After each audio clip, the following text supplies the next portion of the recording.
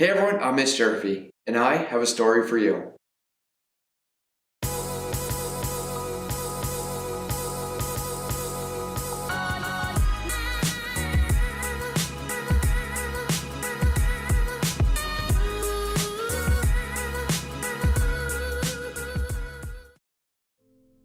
The story is, Are You Darby's 3 Feet from Gold? I first discovered the story when I was reading the book Napoleon Hill's Think and Grow Rich, a book that changed my life forever. But that's a different story, and I'll tell that in a couple minutes. But the story 3 Feet from Gold talks about a miner that was digging for gold, and he found gold.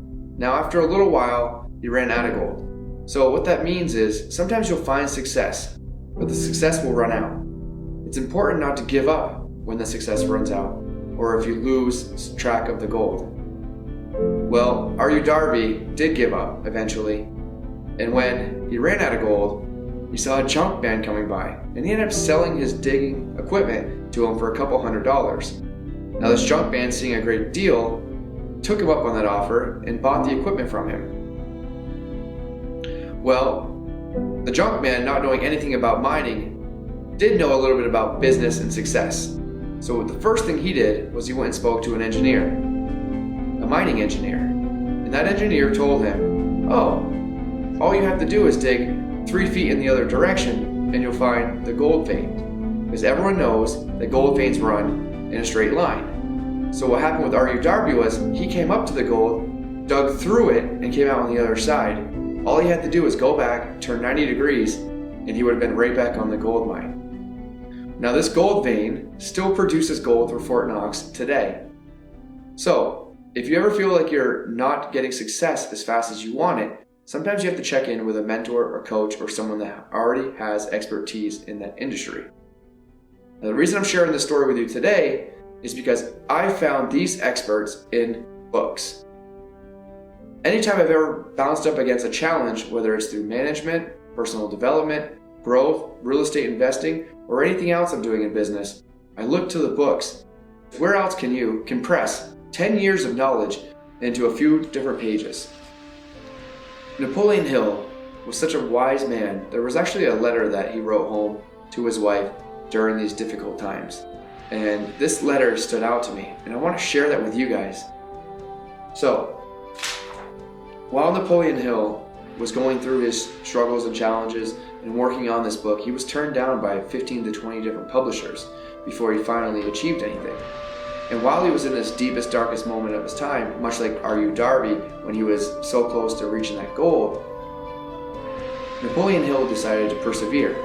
He ended up writing a letter home to his wife while he was in this valley. We'll soon be having lots of money.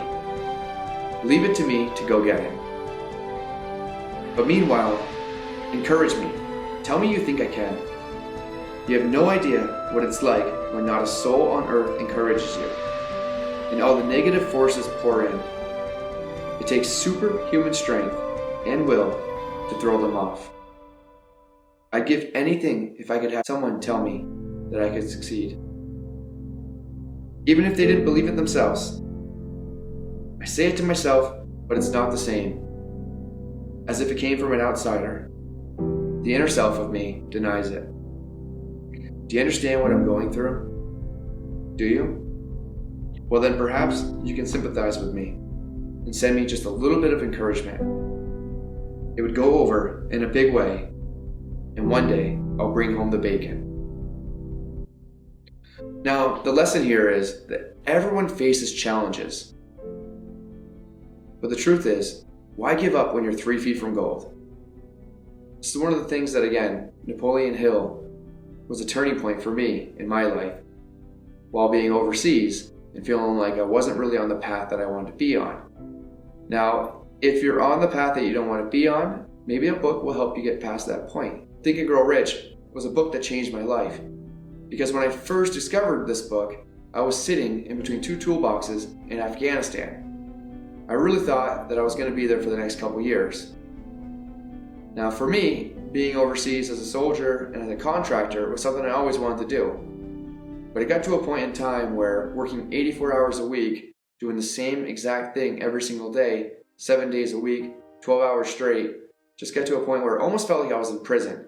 I'd wake up, I'd walk a couple miles to go get lunch, or to breakfast, and then I'd start working, and then the bell would ring, and we'd walk a couple miles back to get lunch, and then we'd have to go back to work, and then after the end of the day, again, we'd walk all the way a couple miles to get food.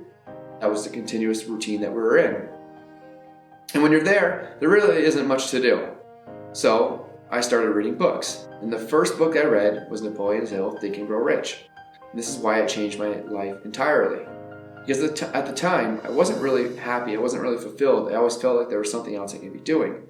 And the steps that Napoleon Hill talks about is the law of attraction. So if you know that there's something out there in this world that you could be doing, then you should be focusing on whatever the efforts it takes for you to be able to do that. The story I want to share with you guys is that every single day, if you wake up and you spend 15 minutes at a minimum reading, this will help master your day. The truth is, readers are leaders. The average person only reads 2 books a year, if that. I'm sure if you were anything like me when you were growing up, you probably didn't read anything. Now, the story I told myself when I was growing up was that I was always really good at numbers and math. And I can even remember when my dad would help me by going to the library and picking up cassette tapes just so I could pass my courses. Well, soon enough, in my junior year in high school, I ended up failing English because, the tricks ran out. I wasn't able to get the books or the knowledge in a different media form in order for me to pass my English test. And for me, that kind of actually was a really big challenge for me because I never failed a class all the way up until then. Now, rightfully so, I'll take full blame and credit for failing that class. I did go back to my next year and pass it, but I didn't read a book for almost 8-9 years after that because, again, I was kind of upset with the fact that I failed. Well, the truth is I was really punishing myself because now I read a book every single week. Or the weeks that I miss a book, I feel like I'm really cheating myself. So if you're anything like me and or like I was, and you didn't read a lot of books, then I encourage you to kind of look into reading a few books. Once I started reading all these books for the last 4 or 5 years, doing this book a week thing, I realized that it was my obligation to give back to these other people that wanted to find the information from me. So I wrote the book, Serve to Win, which breaks down 8 steps to making a living in a life. Now, much like this course, 8 Steps to Mastering Your Day, this course right here will help you figure out the things that you want to do and achieve them faster.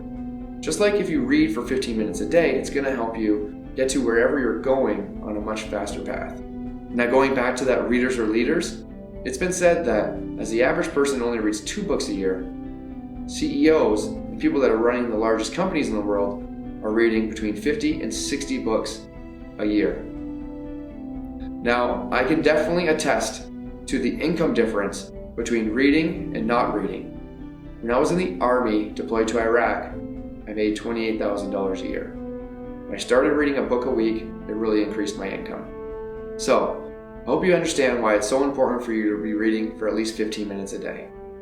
It's going to help you shorten the path from where you are to where you want to be.